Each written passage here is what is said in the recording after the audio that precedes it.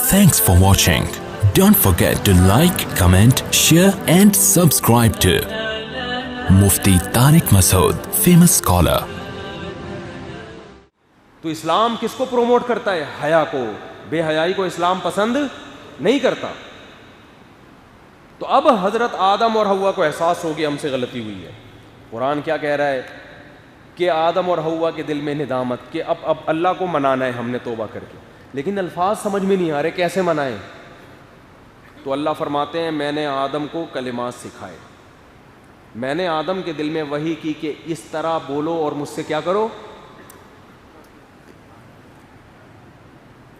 کیا عجیب سبق ہے ان آیات میں, کیا انداز ہے سمجھانے کا. یعنی غلطی ہو, ایک جب غلطی کر رہا ہے اسے دربار سے نکالا جا رہا ہے اور وہ کہہ رہے ہیں مجھے قیامت تک مہلت دو. اللہ کہتے ہیں مہلت دے دی, یعنی اس کے عذاب میں اضافہ ہوتا چلا جا رہا ہے. اور ایک کو اللہ خود سکھا رہے ہیں کہ ایسے توبہ کرو, اسے خود گائیڈ کر رہے ہیں کہ یوں کرو گے تو میں معاف کر دوں گا. کیوں؟ ایک کے دل میں ندامت ہے اور دوسرے کے دل میں ندامت نہیں ہے. جس کے دل میں گناہ کر کے ندامت نہیں ہے وہ اللہ سے لڑ رہا ہے. اللہ سے لڑ کے اللہ کی رحمت حاصل نہیں کی جا سکتی. اکڑ دکھاؤ گے تو اور زیادہ عذاب آئے گا. اللہ کسی سے دبتا نہیں ہے, اور اللہ کے سامنے جھکو گے بڑے سے بڑا پہاڑ جیسا گناہ بھی اللہ آپ کے سر سے ہٹا دے گا. یہ چیز اپنے اندر پیدا کرنے کی ضرورت ہے, جس کو کہتے ہیں ایکسکیوز کرنا سیکھو, سوری کرنا سیکھو. اور یاد رکھو اپنے بڑوں کے سامنے اپنی غلطی کا اعتراف کر کے مان لینا یہ بھی حقیقت میں اللہ ہی سے توبہ کرنے کے مترادف ہے. آپ سے غلطی ہوئی, باپ کی نافرمانی ہو گئی تو باپ سے معافی مانگتے ہوئے لوگوں کو شرم آ رہی ہوتی ہے. یہ سوچ کے معافی مانگا کرو یہ اصل میں باپ سے مانگ رہا ہوں مگر کس کے حکم پہ؟ اللہ کے. تو یہ اللہ ہی سے معافی مانگی جا رہی ہے, شرماؤ نہیں اس میں. ماں سے اگر معافی مانگنی پڑ جائے شرم آ رہی ہوتی ہے بعض دفعہ, تو یہ سوچ کے مانگا کرو کہ یہ کس سے مانگ رہا ہوں میں اصل میں. اللہ نے حکم دیا نا کہ ان سے معافی مانگ, ان کو منا کے رکھو. اس لیے اس میں بڑے بھائی سے معافی مانگنی پڑے, تکبر مت کرو. بولو بھائی یہ کس کا حکم ہے رشتہ داری جوڑنا؟ یہ تو اللہ کا حکم ہے, اللہ کی خاطر مانگ رہا ہوں میں. من تواضع للہ رفعہ اللہ, حدیث میں آتا ہے جو اللہ کے لیے جھکتا ہے اللہ اسے بلند کر دیتا. اس سے پتہ چلتا ہے ایک جھکنا انسان کا اللہ کے لیے نہیں, چاپلوسی کے لیے, مکھن لگانے کے لیے, دنیاوی مفاد. جو باس کے سامنے لوگ جھک رہے ہوتے ہیں, یس سر جی سر کر رہے ہوتے ہیں نا باس کے سامنے, مکھن لگا رہے ہوتے ہیں سر سر پلیز سر. بڑی بڑی غلطیاں ہو جاتی ہیں, حالانکہ غلطی باس سے ہو رہی ہوتی ہے. سوری کون کر رہا ہوتا ہے؟ آپ, کہ یار تنخواہ جاب سے نکال دیں گے. یہ جھکنا اللہ کے لیے نہیں ہے, یہ پیسوں کے لیے. بھائی کے سامنے جھکنا, بڑی بہن کے سامنے جھک جانا, ماں کے سامنے جھک جانا, خالہ پھپھو چچا کے سامنے جھک جانا, یہ اللہ کے لیے, کیونکہ آپ یہ تواضع اختیار کر رہے ہیں رشتہ داری جوڑنے کے لیے. اپنے استاذوں کے سامنے جھک جانا, کسی بوڑھے کے سامنے جھک جانا. بوڑھے سے غلطی ہو تو بھی سوری کون کرے گا؟ بولو نا, آپ کرو. بھائی حدیث میں آتا ہے ان من اجلال اللہ, ان من اجلال اللہ اکرام الشیب المسلم. آپ صلی اللہ علیہ وسلم نے فرمایا سفید ریش بوڑھے کا اکرام اصل میں کس کا اکرام ہے؟ اللہ کا اکرام ہے. اللہ نے حکم دیا اس بوڑھے کا احترام کرو. آج بوڑھوں کے بارے میں عجیب تبصرہ کر رہے ہوتے ہیں, اس بڈھے کو دیکھو کیا ہو گیا, اس بڈھے کو. یہ تبصرہ بہت غلط ہے بھائی. وہ بوڑھا ہو گیا تو آپ کے لیے قابل احترام ہے وہ, اور اس کے احترام کا کس نے حکم دیا؟ تو یہ تکبر ہے, کل آپ کی بھی یہ حالت ہونے والی ہے. تو بوڑھا اگر غلط بھی ڈانٹ رہا ہے, جوان آدمی کی ذمہ داری ہے اس کی ڈانٹ کو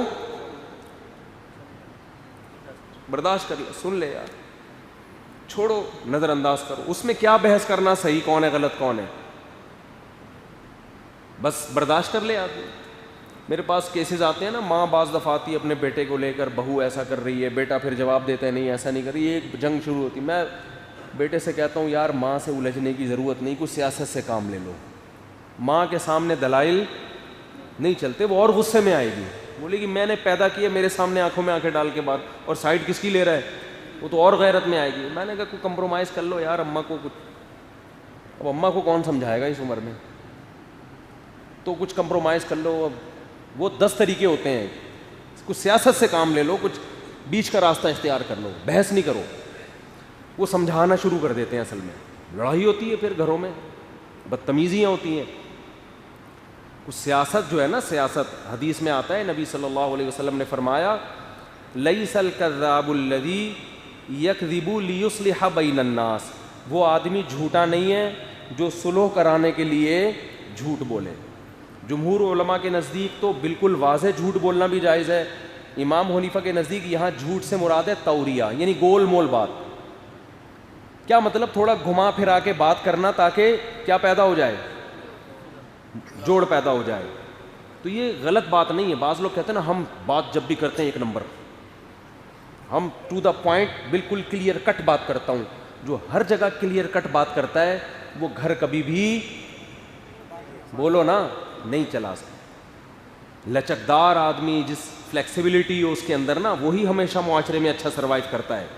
اب کلیئر کٹ اماں کو بتا دیا مجھے اپنی بیگم سے بہت زیادہ محبت ہے, کلیئر کٹ, جھوٹ نہیں بولتا میں. کیا ضرورت ہے اس کے سامنے بولنے کی بھائی؟ اس کو تو وہی ہو گیا یار, اب مجھے بتا رہا ہے تو یہ اس کا مطلب یہ اس کی طرف ہے, میری طرف تو ہے ہی نہیں. کلیئر کٹ تو یہی ہوگا نا. یہ بات آپ بولو اپنے سسر سے کہ آپ کی بیٹی سے مجھے بہت زیادہ محبت ہے, یہ کلیئر کٹ وہاں چلے گا. حقیقت ہے یہ. ابا اماں کے سامنے تو ان کا غلام بن کے رہنا ہے. بھئی یہ بھی کون آ گئی, پتہ نہیں زیادہ ہو گئی تھوڑی سی, تھوڑا کم کر لینا اس کو جا کے, میں تو انتہا کو بتاؤں گا نا. تو گھروں میں سیاست سے چلا جاتا ہے, کلیئر کٹ کہیں بھی نہیں چلتے. لوگ کہتے ہیں سیاستدان باتوں کو گھماتے ہیں, یہ نہیں گھمائیں تو ان کو ایک ووٹ بھی نہ ملے. ایک سیاستدان اگر یوں تقریر کرے بھائی آپ مجھے ووٹ دیں, میں اسکول بالکل بھی نہیں بناؤں گا, وجہ اس کی یہ کہ فنڈ ہی نہیں ہے. ووٹ لینے سے پہلے اگر وہ یہ کلیئر کٹ باتیں کرنا شروع کر دے تو ووٹ ملے گا. اس وقت تو وہ جوش میں کہے گا بھائی آپ مجھے, وہ میں اکثر پرانا لطیفہ ہو گیا, ایک سیاستدان تقریر کر رہا تھا آپ مجھے ووٹ دیں, میں 2 اسکول بناؤں گا, لڑکوں کے لیے الگ, لڑکیوں کے لیے الگ. لوگوں نے کہا ہمارے ہسپتال نہیں. اس نے کہا ووٹ دیں, خواتین کے لیے الگ, مردوں کے لیے الگ. ایک نے کہا ہمارے میٹرنیٹی ہوم نہیں ہے.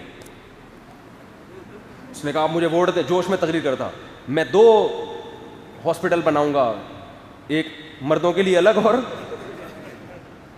خواتین کے لیے الگ. تو پھینکنا ہے تو پھینکنے پر گورنمنٹ کی طرف سے کوئی پابندی نہیں. تو سیاستدان لوگ پھینک رہے ہوتے ہیں, کہہ رہے ہیں جب بن جائیں گے پھر غور کریں گے کیا کہا تھا ہم نے, ابھی تھوڑی, ابھی تو پھینکتے رہو بیٹھے. تو خیر اتنا بھی جھوٹ نہیں بولنا چاہیے جتنا یہ بول رہے ہیں. تو جھوٹ نہ ہو, ذاتی مفاد کے لیے نہ کیا جائے, لیکن اگر جوڑ پیدا کرنے کے لیے, صلح کے لیے, تو پھر شریعت نے اجازت دی ہے کہ بھائی کلیئر کٹ بات کرنے کی بالکل ضرورت نہیں ہے.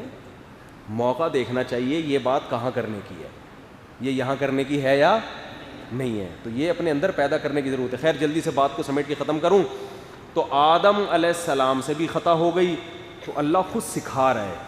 کیوں؟ آدم کے دل میں کیا تھی؟ ندامت. اللہ خود بتا رہا ہے کہ یہ الفاظ بولو گے تو میری رحمت جوش میں آئے گی. فتلقى آدم من ربه کلمات, آدم نے اپنے رب سے کلمات اچکے, یعنی اللہ نے آپ کے دل پہ القاء کیے. اور کیا کہنے لگے آدم اور حوا مل کے؟ ربنا ظلمنا انفسنا, اے ہمارے رب ہم نے اپنی جانوں پہ ظلم کیا. وَإِن لَّمْ تَغْفِرْ لَنَا وَتَرْحَمْنَا, تو نے ہمیں ہماری مغفرت نہیں کی, ہمیں معاف نہ کیا, لَنَكُونَنَّ مِنَ الْخَاسِرِينَ, ہم تو تباہ و برباد ہو جائیں گے. اب ہم تیرے ہاتھ میں. تو قرآن کے الفاظ کیا ہیں؟ ثُمَّ اجْتَبَاهُ رَبُّهُ, جب آدم نے یہ کلمات کہے ہیں تو اللہ نے آدم کو منتخب کر لیا. وَهَدَا, اور آئندہ سیدھے راستے پہ چلایا, غلطی نہیں ہونے دی آدم سے آئندہ. اور اللہ نے کہا میں تیری حفاظت خود کروں گا.